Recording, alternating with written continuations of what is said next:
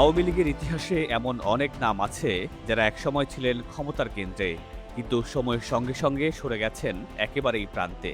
কেউ হয়েছেন বহিষ্কৃত, কেউ হয়েছেন বিতর্কিত, আর কেউ নিজেই বেছে নিয়েছেন ভিন্ন পথ।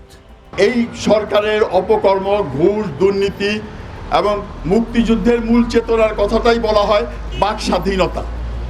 বাক স্বাধীনতা মানুষের কথা বলার অধিকার, সেই কথা বলার অধিকারকে হরণ করা হয়। 1992 সালে মোস্তফা মহসিন মিন্টুকে আওয়ামী লীগ থেকে বহিষ্কার করা হয়, অথচ এর আগে তিনি ছিলেন দলের পরীক্ষিত নেতা। ছাত্র রাজনীতিতে জনপ্রিয়তা, দুঃসময়ে যুবলীগের নেতৃত্ব, 1986 সালের নির্বাচনে নৌকা প্রতীক নিয়ে সংসদ সদস্য হওয়া, সব মিলিয়ে তিনি ছিলেন আওয়ামী লীগের গুরুত্বপূর্ণ মুখ। কিন্তু একটি সিদ্ধান্তই তার রাজনৈতিক পথ বদলে দেয়। 1991 সালে টিএসসিতে ছাত্রলীগ নেতা মনিরুজ্জামান বাদলকে হত্যার দায়ে তাকে দল থেকে বহিষ্কার করে শেখ হাসিনা। এরপর তিনি আর কখনোই আওয়ামী লীগে ফিরতে পারেননি, বরং গণফোরামে যোগ দিয়ে নতুন রাজনৈতিক অধ্যায় শুরু করেন এবং জীবনের শেষ পর্যন্ত সেখানেই ছিলেন। আমি কিন্তু হজে আর তাবলিগ জামাতের দুইটার ঘোরতর বিরোধী। আমি জামাতে ইসলামের যত বিরোধী, তার চেয়ে হজের এবং তাবলিগের বিরোধী। একইভাবে লতিফ সিদ্দিকীর ঘটনাও আওয়ামী লীগের অভ্যন্তরীণ রাজনীতির একটি গুরুত্বপূর্ণ অধ্যায়। টাঙ্গাইলের এই নেতা ছিলেন দীর্ঘদিন দলের প্রভাবশালী মুখ এবং শেখ হাসিনার ঘনিষ্ঠজনদের একজন হিসেবেই পরিচিত। মন্ত্রিসভায় দায়িত্ব পালন করেছেন, সাংগঠনিকভাবেও ছিলেন শক্ত অবস্থানে। কিন্তু 2014 সালে হজ ও ধর্মীয় বিষয় নিয়ে বিতর্কিত মন্তব্য করার পর তাকে মন্ত্রিসভা থেকে সরিয়ে দেওয়া হয় এবং পরে দল থেকেও বহিষ্কার করা হয়। একসময় দলের ভেতরে শক্তিশালী কণ্ঠ হলেও একটি বক্তব্যই তার রাজনৈতিক অবস্থান বদলে দেয়। পরবর্তীতে নানা আইনি জটিলতায় পড়েন এবং রাজনীতিতে তার প্রভাব প্রায় হারিয়ে যায়। আমি যতদিন বেঁচে থাকবো বঙ্গবন্ধুকে বুকে লালন করে বেঁচে থাকবো। আমি যতদিন বেঁচে থাকবো জয় বাংলা বলে বেঁচে থাকবো। অন্যদিকে কাদের সিদ্দিকী মুক্তিযুদ্ধের বীর প্রতীক, একসময় আওয়ামী লীগের সাহসী ও ত্যাগী নেতা হিসাবেই পরিচিত ছিলেন। দীর্ঘ সময় দলের সঙ্গে যুক্ত থাকলেও রাজনৈতিক মতপার্থক্য ও নেতৃত্বের সঙ্গে দূরত্ব তৈরি হওয়ার কারণে তিনি দল থেকে বিচ্ছিন্ন হয়ে পড়েন।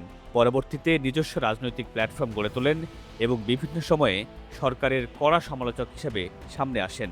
আওয়ামী লীগের ভেতরে গুরুত্বপূর্ণ ভূমিকা রাখার পরও শেষ পর্যন্ত তিনি মূলধারার বাইরে চলে যান, যা দলীয় অভ্যন্তরীণ বিভাজনের আরেকটি উদাহরণ হিসেবে দেখা হয়। সেই 32 নম্বর বাড়ি আজকে বুলডোজার দিয়ে আপনারা গুড়িয়ে দিলেন। অধ্যাপক আবু সাইদের ঘটনাও ভিন্ন মাত্রা যোগ করে আওয়ামী লীগে। 1972 সালে গঠিত 34 সদস্য বিশিষ্ট বাংলাদেশ সংবিধান প্রণয়ন কমিটির সদস্য ছিলেন তিনি। এরপর 1996 সালে আওয়ামী লীগ সরকারে তথ্য প্রতিমন্ত্রীর দায়িত্ব পালন করেছেন। বলা যায় আওয়ামী লীগের একজন বুদ্ধিবৃত্তিক মুখ ছিলেন তিনি।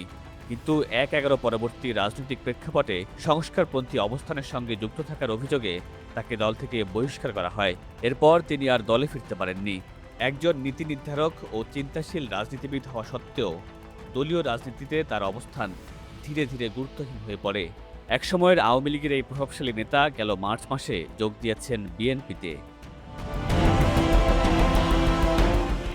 রাজনৈতিক ইতিহাসের গভীরে তাকালে দেখা যায় অনেক ঘনিষ্ঠ সহযোগী সময়ের সঙ্গে সঙ্গে সমালোচকে পরিণত হয়েছেন। তেমনই এক নাম মতিউর রহমান রেন্টু। বীর মুক্তিযোদ্ধা, শেখ হাসিনার ঘনিষ্ঠ সহচর হিসাবে দীর্ঘদিন আওয়ামী লীগের রাজনীতির সঙ্গে যুক্ত ছিলেন।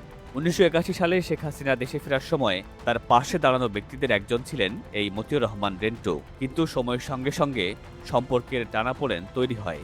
পরবর্তীতে তিনি আমার ফাঁসি চাই বইটি লেখেন, যেখানে তৎকালীন নেতৃত্ব নিয়ে বিতর্কিত মন্তব্য উঠে আসে।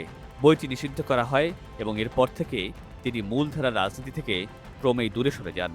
একসময়ের ঘনিষ্ঠ সহযোগী থেকে সমালোচকে পরিণত হওয়া এই পরিবর্তনটাই তার রাজনৈতিক জীবনের সবচেয়ে বড় মোড়। সব মিলিয়ে আওয়ামী লীগের 76 বছরের ইতিহাসে একটি বিষয় বারবার সামনে এসেছে।